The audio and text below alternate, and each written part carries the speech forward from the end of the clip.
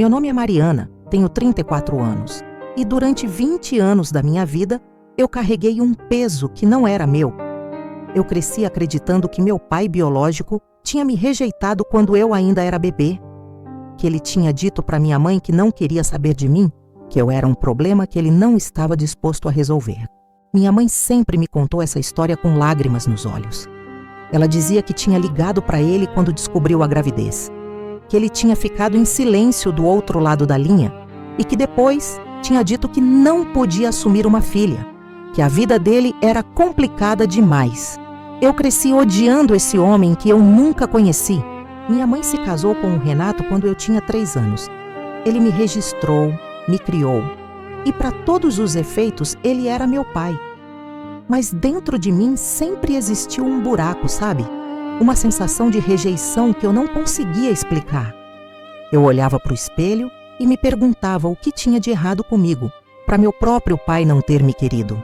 Eu me tornei uma adulta cheia de medo de abandono. Relacionamentos? Eu sabotava todos. Amizades? Eu sempre esperava que as pessoas fossem embora. Porque se o meu próprio pai não me quis, por que alguém iria querer? Aos 18 anos, eu saí de casa para estudar em outra cidade. Minha mãe chorou, disse que eu estava abandonando ela, que depois de tudo que ela tinha feito por mim, eu estava escolhendo ir embora. Eu me senti culpada por meses. Na faculdade, eu virei aquela amiga que todo mundo procurava quando precisava de alguma coisa. Dinheiro emprestado? Eu dava. Trabalho em grupo para fazer sozinha? Eu fazia. Alguém precisava de um lugar para ficar? Meu sofá estava sempre disponível. Eu achava que, se eu fosse útil o suficiente, as pessoas não iriam embora. Teve uma vez que eu paguei o aluguel da minha colega de quarto por 3 meses seguidos. Ela tinha perdido o emprego e eu não conseguia ver ela passar necessidade. Eu trabalhava das 7 da manhã até meia-noite, entre faculdade e 2 empregos de meio período, para conseguir cobrir as contas das 2. Quando ela finalmente arrumou um trabalho novo, ela se mudou sem nem avisar. Deixou um bilhete na mesa da cozinha. Obrigada por tudo, mas preciso de um novo começo. Eu li aquilo sentada no chão da sala vazia, e a única coisa que eu consegui pensar foi: claro, é sempre assim, eu nunca sou suficiente. Naquele momento eu me senti como aquela pessoa que só serve para ser escada, para os outros subirem, e depois fica para trás sozinha. Como se eu tivesse nascido com o destino de ser descartável. Se você já se sentiu assim, sendo sempre o plano B de todo mundo, me conta nos comentários, porque eu sei que eu não sou a única que passou por isso. Aos 25 anos, eu me casei com o Pedro. Ele parecia perfeito no começo. Atencioso, carinhoso, presente. Mas depois do casamento, tudo mudou. Ele começou a fazer comentários sobre como eu era problemática demais. Como eu tinha questões de abandono que ele precisava aguentar. Uma noite a gente estava jantando na casa da mãe dele e ela fez um comentário na frente de todo mundo. Tadinho do meu filho, casou com uma menina que nem pai tem. Deve ser por isso que ela se agarra tanto nele. Todo mundo riu. Eu sorri também, porque era isso que eu sempre fazia: engolir a humilhação e fingir que não doía. Pedro nunca me defendeu. Na volta para casa, ele disse que a mãe dele estava só brincando, que eu era sensível demais, que eu precisava parar de levar tudo para o lado pessoal. Eu comecei a trabalhar dobrado para ser a esposa perfeita. Acordava às 5 da manhã para fazer o café dele do jeito que ele gostava. Deixava a casa impecável mesmo depois de trabalhar o dia inteiro. Cancelava meus planos sempre que ele queria fazer alguma coisa. Eu achava que se eu fosse perfeita o suficiente, ele não iria me abandonar também. Mas quanto mais eu me doava, menos ele me valorizava. Teve um dia que eu cheguei em casa com febre de 39 graus. Mal conseguia ficar em pé. Ele olhou para mim e perguntou: "Mas você fez a janta?" Naquela hora, deitada no sofá tremendo de febre enquanto ele comia um sanduíche que eu tinha feito antes de desmabar, eu entendi que eu tinha me tornado invisível na minha própria vida.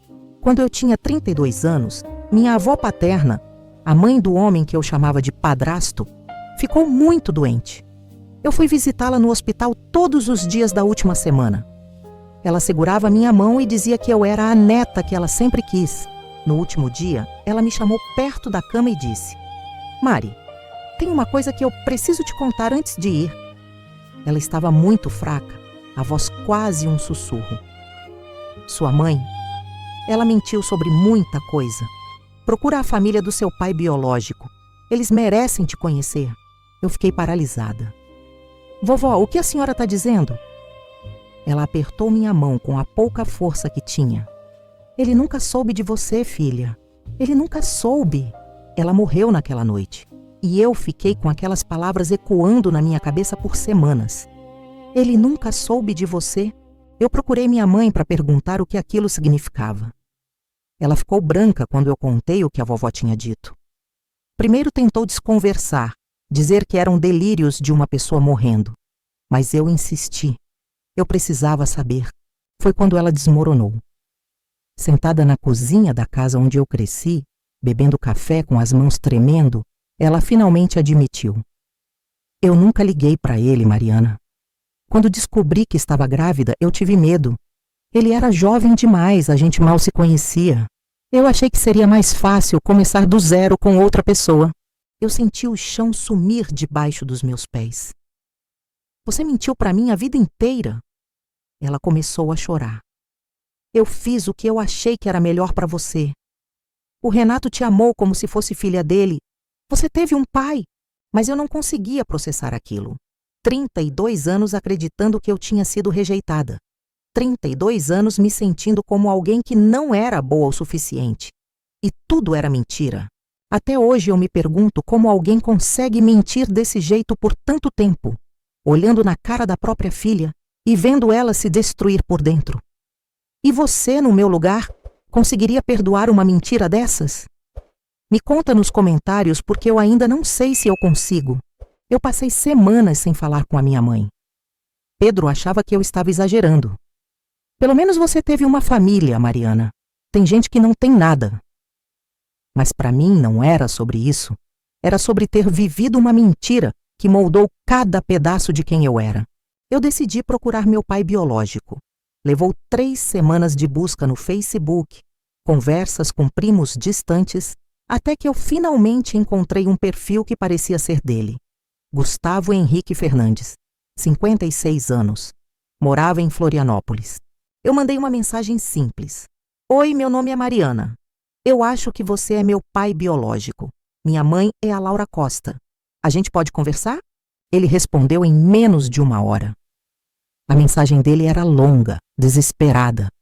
Ele dizia que tinha passado anos procurando pela minha mãe depois que ela sumiu, que tinha ido até a cidade onde ela morava, mas ninguém sabia para onde ela tinha ido, que ele nunca tinha rejeitado uma filha, porque ele nunca soube que eu existia. A gente marcou de se encontrar numa cafeteria no centro de São Paulo. Quando ele entrou, eu reconheci meus próprios olhos no rosto dele. A mesma cor, o mesmo formato. Ele se sentou na minha frente e começou a chorar, antes mesmo de dizer oi. Eu sinto muito, foi a primeira coisa que ele disse. Eu sinto muito por não ter estado lá. Eu não sabia, Mari. Eu juro que eu não sabia. A gente conversou por 4 horas.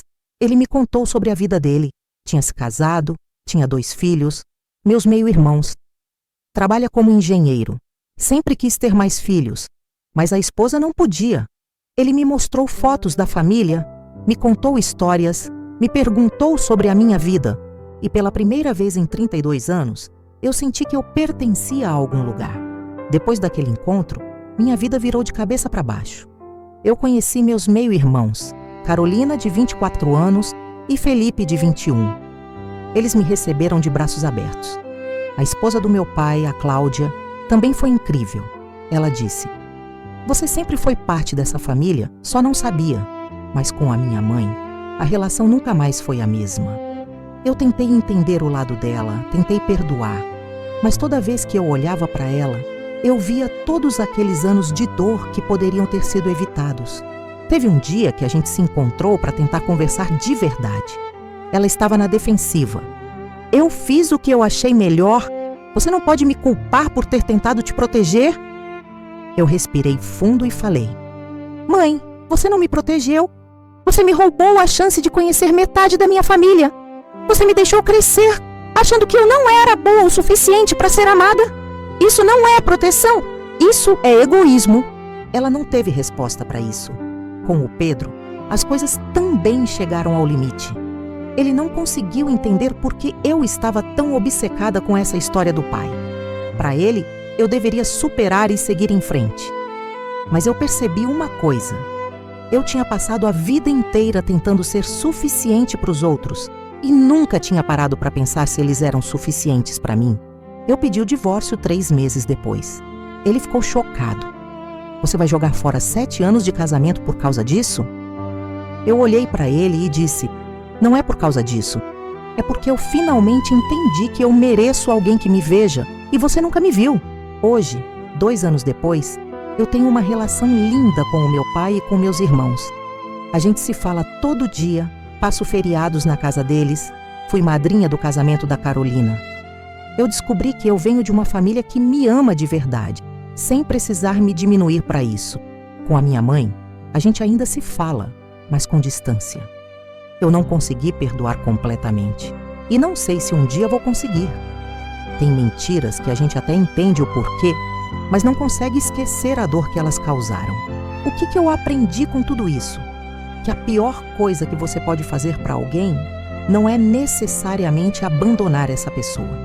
Às vezes, é fazer ela acreditar que foi abandonada, quando na verdade tinha alguém do outro lado querendo ficar. É roubar dela a chance de ser amada por medo, por controle, por egoísmo, e que quando você passa a vida inteira achando que não é suficiente, você atrai pessoas que vão te fazer acreditar nisso ainda mais. Mas o dia que você descobre que a história que te contaram era mentira, você finalmente pode começar a escrever a sua própria. Eu sei que muita gente vai me julgar por ter me afastado da minha mãe, mas só quem viveu sabe o peso de descobrir que sua vida inteira foi baseada numa mentira. Você conseguiria perdoar algo assim? Ou tem mentiras que não têm volta? Me conta sua opinião nos comentários.